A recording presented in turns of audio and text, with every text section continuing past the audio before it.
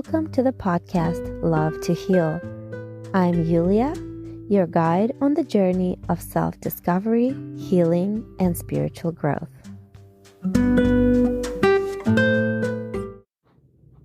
Today's episode is extra special because this is the first time that I'm having a guest on the podcast. My guest is also very special because she's someone I've known closely for about 6 years, and someone I've watched grow, succeed, and astonish everyone with her drive, energy, creativity, and wit. This is a person who doesn't take no for an answer, someone that believes in her vision and sees it through no matter the obstacles. I called this episode Infinite Potential and Positivity because, as you will learn today from my guest, Juliette Hockfelder, the potential in each of us is infinite. We can all achieve greatness starting from scratch, from any circumstances, and at any age. We just have to believe in ourselves and be positive. Let me tell you a little bit about Juliette. When I became friends with her, she was a stay-at-home mom of 3. But she never just stayed at home. She always found ways to put her talents to use. She has baked the most beautiful cakes for years now. She's been a personal trainer for as long as I can remember, and she has boarded dogs and walked dogs, amongst other things. I was always amazed at Juliette's energy and the ability to do so much. It's as if she has more hours in a day than the rest of us. She's always smiling, and her bubbly personality is contagious. When her family moved to a suburb of Cleveland, Ohio, they decided to buy a house on a farm. Never having lived on a farm before, Juliette was quick to learn the ropes of the new lifestyle, and she saw the potential of the land and the animal barn. I remember that soon after moving in, Juliette would call me and surprise me monthly, if not weekly, with the acquisitions of new farm animals. A horse, a pig, a goat, chickens, turkeys, alpacas, bunnies. It wasn't long before the idea of a petting zoo would be born. And with that, a venue for kids' birthdays. A couple years later, Juliette's new business called Party at the Barn became the most popular local attraction in the area, attracting thousands of people to the petting zoo, which now houses many more animals, where you can do a number of activities, attend summer camp, and host all kinds of events. You can see Juliette on the local news and hear about her millions of views of her animals on TikTok. She's become a local celebrity, no joke. She never ceases to amaze me, and I think her story will inspire many and remind us that anything and everything is possible if you're positive. So let me introduce you now to Juliette Hockfelder. Hi, Juliette. Hi, Julia. All right, so let's get started. For the first question that I have for you, it's not really a question, but in a few words, tell us who you are. I am a mom, I am a friend, and I'm a wife, and I have a business called Party at the Barn. We have a petting zoo with lots of animals that people come over and pet everybody, and we do birthday parties and all kinds of events. Okay, awesome. So you've become one of the most successful local businesses in our city. How have faith and spirituality helped you accomplish what you set out to do? Well, I believe in positivity because I deserve it. I feel like things I want, I should have. And I think anybody who's a good person will deserve the things that they want, and they'll get what they want in life. Okay. I have a lot of support from my community. My church is very involved. They support my decisions, and if I don't show up to church, they always come by to make sure, to see how I'm doing, and always brings us cookies and treats. Also, my kids are always on my side, and if I need help at the barn, they're always there to help, and their friends are always there too. And my friends are always, helping out if I need anything. And my husband's very supportive also. So he's the maintenance guy. He does everything on the farm. So when I need anything done, he's there. Okay, that's super. I think you should follow your heart and not what your brain is saying. Brain is good too, but follow what feels right. If it doesn't feel right, don't go there, don't do it. And if your heart tells you to follow through or go do something, just try it out, see how it goes. Okay. Usually it's right. Right, exactly. It's following your intuition is how I look at it. And I completely agree with you. Just in my last episode, I talked exactly about that when you do what your heart desires, truly, you will succeed. You will gain divine energy to help you with that.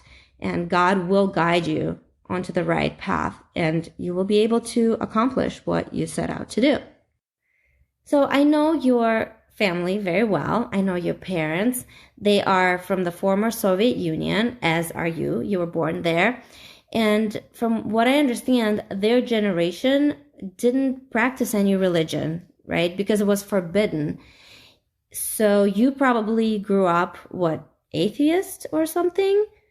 And so if that's how you grew up, then when and how did you start believing in God? I think when I was a teenager, it just happened. Like one day I believed in something and it kind of came true like the next day. And I was like, wow, I wonder if positive thoughts will get you, positive events that happen in your life. And I just kept going with it. And then I started, doing research and about church and about spirituality and God. And I started meeting all the people that, confirmed all my beliefs that is true, that positive people attract other positive people and so on. Okay. So this was already in the United States, right? Correct. Yeah, this was here. And then when you met your husband, was it then that you converted to his religion? No, actually, he is, I think, a Christian. And when he went overseas to Afghanistan, we had neighbors that were going to the Mormon church, and they invited us to come with them. And we were like, yeah, okay, we'll check it out. And then I started going there with my kids, and my kids became friends with their kids, and I became friends with all the people there, but it was so nice. And we did new member lessons, and then they explained a lot of things to me. And then I called my husband, and I was like, hey, I just joined this church. It's awesome. You should check it out. So next time he came to church with me. Oh. And then just, from then on, we started going to church together. He was going overseas to church, right, and I was going here. And then we would come over, would go together, and then we were on the same level. Okay, that's amazing. Yeah. So would you say that spirituality has brought you maybe closer together with your husband and helped you grow as a couple? Definitely, because all the positive people that are at church and all the friends that we have, they're very positive. And it helps us together to be on the same page. Okay, that's wonderful. So actually, can you describe a little bit more your personal spiritual philosophy? Because I know it's not necessarily religious based, so to speak. It's more about energy and positivity. So can you explain to us a little bit more? Sure. So I just think that everything has energy, including inanimate objects. I think everything has the energy, and you attract energy that you have. So if you are seeking happiness and you're thinking positive thoughts, you will get that. So I think everything does have energy, and you attract what you have. Okay. But going off of that, how do you actually stay so positive? Because you're seriously probably the most optimistic and positive person I know. So how do you do it? Were you just born with it, or do you work on that? Oh no, I was a cranky teenager. It just, after I moved out of my parents' house and I started doing my own thing, and the people I was hanging out with, they were all very positive too. And it just kind of rubs off on you. And yeah, I just thought never a negative thought, and that's it. Well, if sometimes, I'm sure sometimes you get negative thoughts or you might get a little scared or worried. What do? How do you stop those negative thoughts? I just go, okay, well, that's a lesson. I learned my lesson. Next time I'm doing something else, I'll do a different decision. And I just think of it as a learning lesson in life, and that's it. And just don't go look back and keep going forward. Okay. Yeah. So I know right now your oldest son, who is what, 18? 19. He's already 19. Oh my goodness. So he is away in a different state studying, right? What is he studying? He's intelligence in the Army. In the Army. So as a mom, a lot of moms worry about their kids, especially when they're out of the house, when you don't see them, they get anxious. What's my kid doing? Are they staying out of trouble? Are they making the right choices?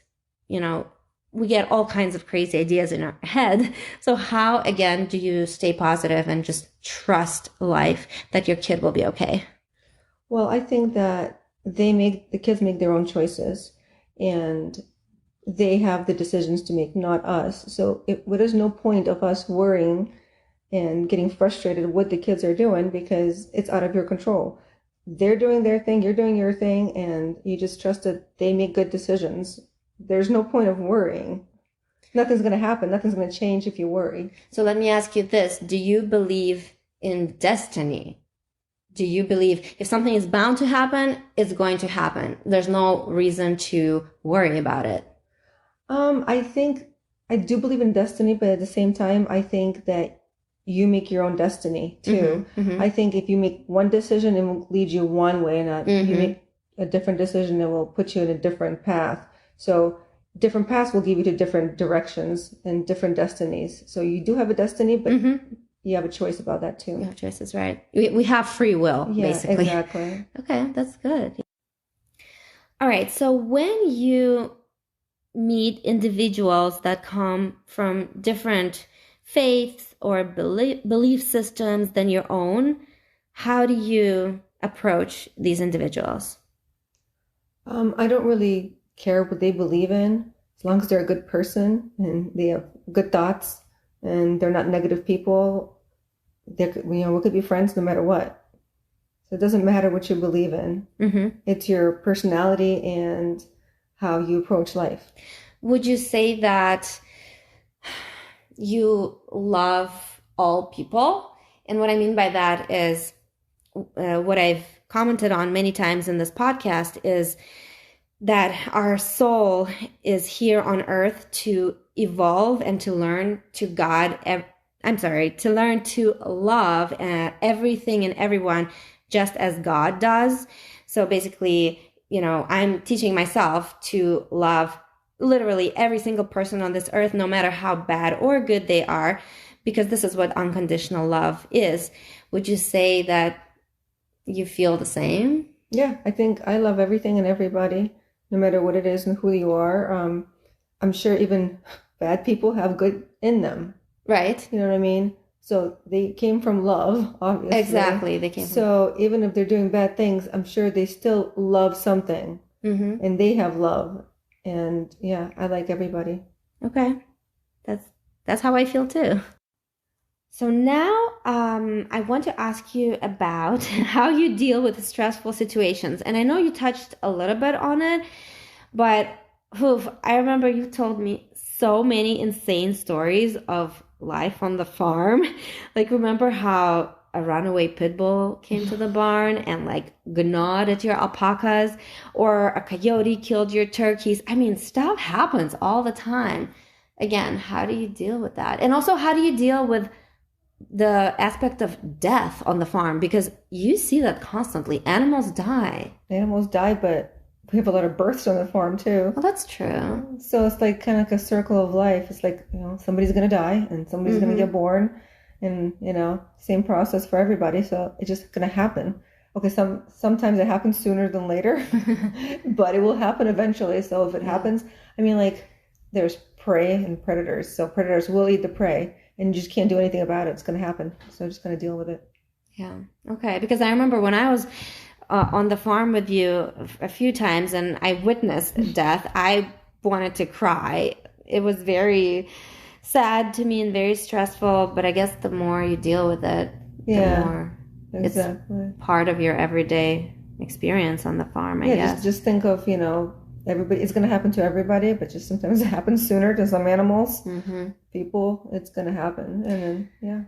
What about, have you ever had any clients that have complained or customers that are not happy? How do you deal with those negative people? Well, I try to make it as positive as we can.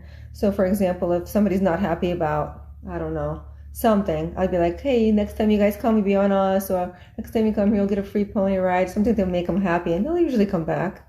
Okay, that's good. That's a good way to deal with situations like that. Okay, another question for you. How does it make you feel to see the smiles on the kids' faces when they interact with your animals?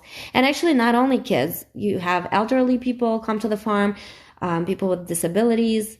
How does it make you feel? Does it make you feel like your business is not just a business, right? Yeah, it makes me happy. Like it definitely, good energy altogether. When everybody's happy, the animals feel the energy, they're happy, they're getting fed, obviously. And the kids are, happy screaming or happy and smiling and holding all the animals. And the adults, for sure, some of them get scared at first, but usually they get really happy after a while because they get used to it. They know nobody's going to harm them or, be mean to them or bite them or anything, because all our animals are really nice. And, animals are used in a lot of therapies. And I think a lot of people come to you just to sit around with a bunny in their lap to de-stress, right? Yeah, bunnies, they're really calm. They'll just sit on your lap and they're really cuddly and cute. And I think bunnies have good energy. They don't care about really anything except just being cozy and comfy. Yeah, and I think we can say that about all animals. I don't think they mean any harm. It's all just positive. Yeah, they just want love. They want attention. They want to get snacks. That's all they want. They don't want to hurt you. Yeah, exactly. So I think animals have good energy in general. Right, which now actually it makes sense, putting it all together, why you were drawn to creating a petting zoo in the first place is to keep this good energy going, right? Yeah, exactly. Also, Juliette, what are you most proud of in your life? It doesn't have to be related with business, but what are you most proud of? I'm proud that when I left my parents' house, I didn't bottom out. I started going up, and I worked hard and met who I wanted to be with. And actually, when I had my diary when I was growing up, I wrote down a lot of stuff what I want in life. Yeah. And 99% of it came true. Wow, that's amazing. I was very specific what I wanted. I wanted a husband. I wanted at least two, 3 kids. I wanted a dog. I wanted a business, and it kind of all just came together. It just, it's what you want, you put out there, and I think that just happens because that's what you want to do. Okay. No, that's really amazing. Would you say that you had some roadblocks in your life? I think everybody has roadblocks, ups and downs, but it's kind of like, you fall apart before you get put back together, I guess, No, I completely understand. So I guess in general, well, first, what is your dream from now on? You already have a family, you have a husband, you have a business, you have your pets. What else do you dream of? I want to be a grandma. Aww. I want to have lots of grandkids, and I want all the grandkids to come over to my place. And I want to watch them, babysit them, have them ride horses. I want to teach them how to take care of the animals.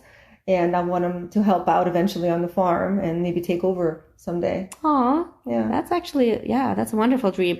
And so what would you say to someone who is unsure of their abilities? Somebody who is not sure that they can achieve what they, set out to do? I think they should be very specific with what they want. Like even if they don't know what they want, they can write down like a guideline, be like, okay, I really want this and I don't want this, and it kind of put it all together. And then if you have a plan, write it down, because that way you don't forget what you want, and then don't stray from that plan. If you want it really bad, you'll get it. And if you don't get there immediately, it will take time, but you'll get there. Okay. Yeah, it's okay. Just don't stress out over it. Just go with it. Go with what feels right, like in your heart. Yeah. Yeah.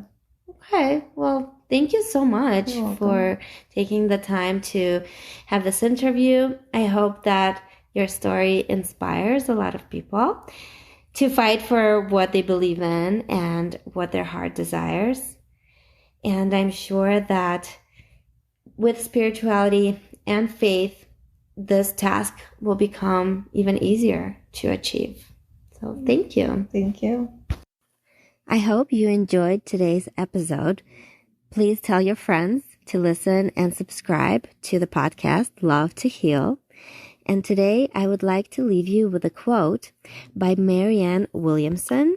She's an American author, speaker, politician, and spiritual leader.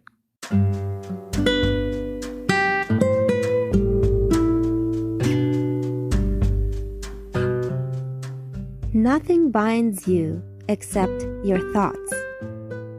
Nothing limits you except your fear. And nothing controls you except your beliefs.